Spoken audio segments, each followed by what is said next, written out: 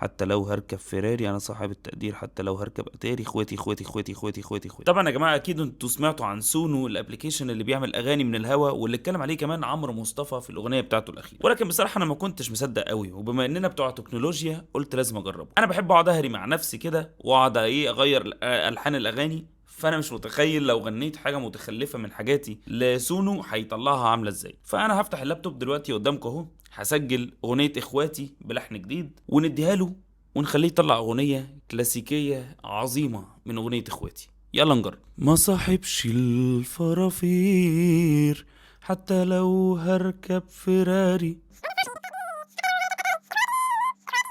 اخواتي.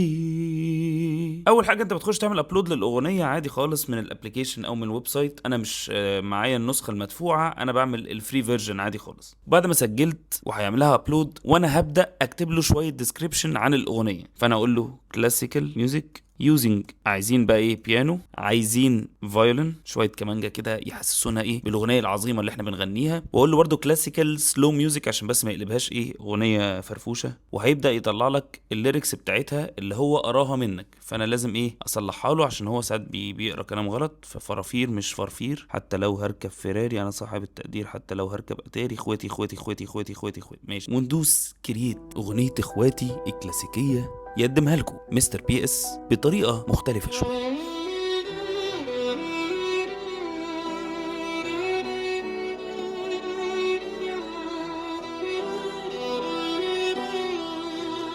عيط.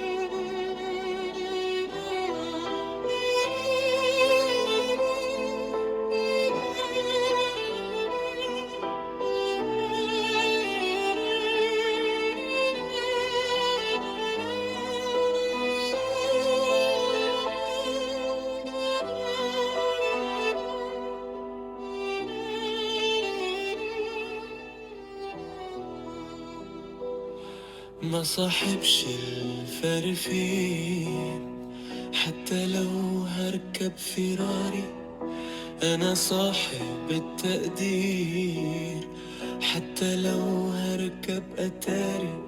إخواتي إخواتي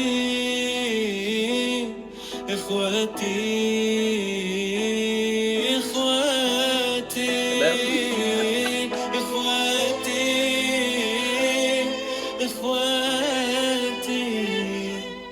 إخواتي إخواتي. نخاف ولا ما نخافش؟